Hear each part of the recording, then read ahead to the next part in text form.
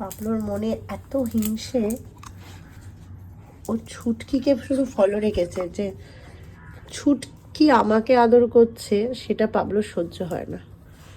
আর ছুটকি ভয়তে উপর থেকে নিচে নেমে গেল। ছুটকে পড়ে, ছুটকি পাবলোর ভয়তে আস্তে আস্তে চলে গেল।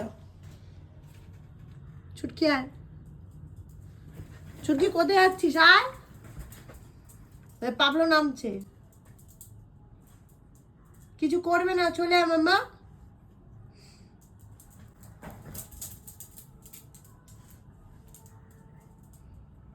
ছুটকি আয়। পাবলো কিভাবে পটাতে হয় সেটা ছুটকি জানে। ও তো খেলছে, ছুটকি রকেটের সাথে মিলেমিশে থাকে। আমি চাইছি পাবলো আর মায়ের সাথেও থাকুক, নাহলে খুব ঝামেলায় পড়ে যাবো। তাই ছুটকিকে আজকে আবার এদের সাথে রাখলাম। তো অলরেডি পাবলো খেলতে খেলতে ওকে খামড়াতে গেছিলো, এইদিকে মায়া হিংসুটে ভাবছে এ কে, আমাদের ঘরে আবার ছুটকি ঢুকে গেল, লেজে নাড়ছে আমার মায়া বলছি বলে। ছুটকি মায়ের সাথে বন্ধুত্ব কর।